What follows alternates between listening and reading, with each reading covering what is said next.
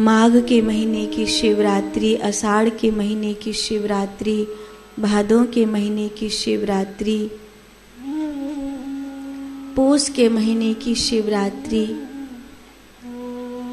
हर एक महीने में शिवरात्रि आती है और हर एक शिवरात्रि का अपना अपना महत्व है। चैत्र के महीने की शिवरात्रि शिव और सती के मिलन की रात्रि है। माह के महीने की शिवरात्रि, माघ के महीने की शिवरात्रि शिव और पार्वती के मिलन की शिवरात्रि है। ऐसे हर एक शिवरात्रि, चाहे वो ज्योतिर्लिंग के प्राकट्य की शिवरात्रि हो, सावन के महीने की शिवरात्रि भी बहुत महत्वपूर्ण है। कथा कहती है कि उस दिन एक बहेलिया शिकार खेलने के लिए निकला था। दिन भर से वो और उसके बालक भूखे थे, कुछ खाने को नहीं मिला था, तो आज वो जंगल में जीव हत्या के लिए निकला। पेड़ के ऊपर बैठा था, हाथ में धनुष बाण थे, गले में कांधे पर लटकी हुई पानी की थैली थी। एक हिरन आया, बाण खींचा, पेड़ पर बैठा था। हिरन बोला, रुक जाओ, मुझे मत मारो। क्यों? तुम तो मेरे शिकार हो। मार देना, लेकिन अभी मत मारो। मैं मेरे पत्नी और बालकों को सुरक्षित करके आऊंगा। वचन देता हूं, मैं मेरे पत्नी और बालकों को सुरक्षित करके आऊंगा। बहेलिये ने धनुष पीछे खींच लिया और उसे नहीं मारा। वो हिरन चला गया। जिस पेड़ पर वो बैठा था वो बेलपत्र का पेड़ था। जहां वो बैठा था नीचे शिवलिंग बनी हुई थी। धनुष चढ़ाने और खींचने में कुछ पत्ते गिरे और कुछ उसकी थैली में जो कांधे पर लटक रही थी, कुछ पानी गिरा। उसकी पूजा हो गई, उसे पता भी नहीं चला। रात्रि का समय था। थोड़ी देर बाद हिरनी आई, वह भी ऐसा ही कह के चली गई। फिर बाण खींचा, फिर छूटा।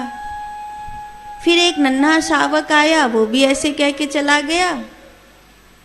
फिर एक और आया, वो भी ऐसे कह के चला गया कि मैं मेरी माँ को बताया हूं, फिर आकर खुद ही मर जाऊंगा। एक बार तो सोचने लगा, मैं पागल हूं क्या? चार शिकार आए, चारों को जाने दिया। अब क्या मेरे बच्चे भूखे ही रहेंगे? रात ढलने को थी, भोर होने को थी, पूरी रात ऐसे बीत गई। उसने देखा फिर कोई शिकार आ रहा है। एक नहीं, ये तो 4 हैं।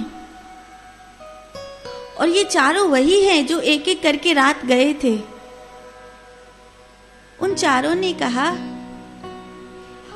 देखो, हमने तुम्हें वचन दिया है, तुमको हमको मारना ही है, तो हम में से किसी एक को मत मारो, क्योंकि हम किसी एक के मर जाने पर उससे बिछुड़कर जी नहीं सकते।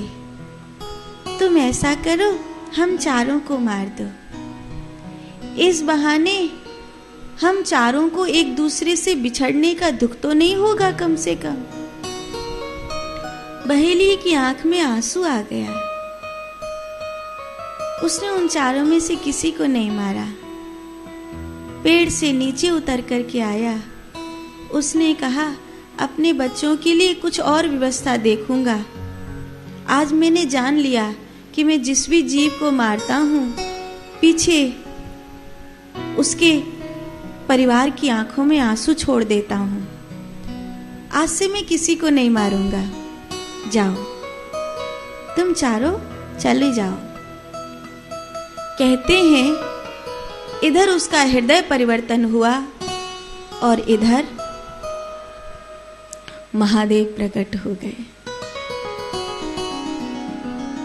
मैंने तो कुछ किया भी नहीं, महादेव मेरी किस बात पर प्रसन्न हुए? दो कारण हैं।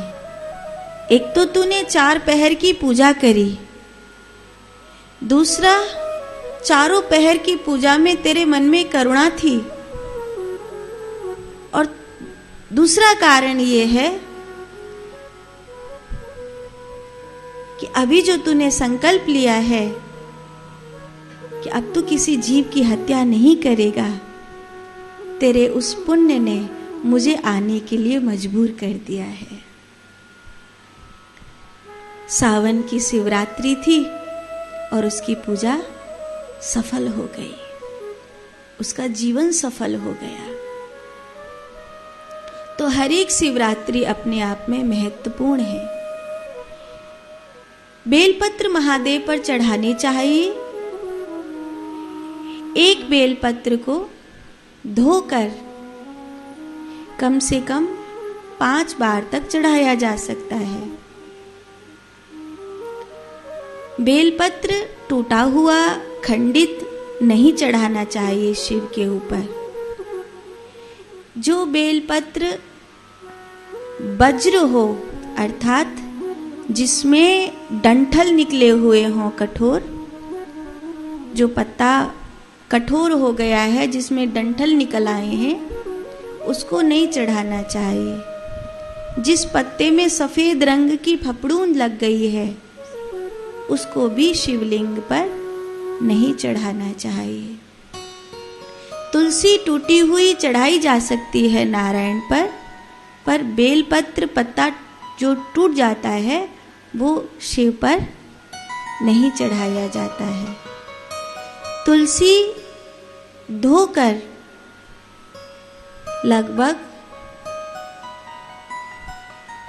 3 दिन तक चढ़ाई जा सकती है। बेलपत्र लगभग 5 बार तक चढ़ाया जा सकता है।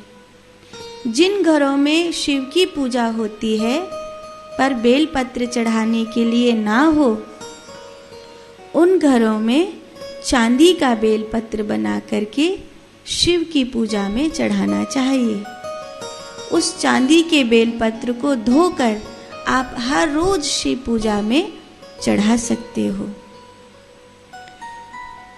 जैसे महादेव को 108 दिन तक 108 धतूरे के फल अगर रोज कोई स्त्री चढ़ाती है तो उसकी संतान के जीवन में अगर कोई कष्ट हो तो वो दूर होता है। धतूरे में ऐसी ऊर्जा होती है। लेकिन अगर किसी के पास रोज धतूरे का फल उपलब्ध ना हो तो फिर चांदी के धतूरे का फल बनाकर भी शिव के ऊपर चढ़ाया जा सकता है। ऐसे हम लोग पूजा करते हैं।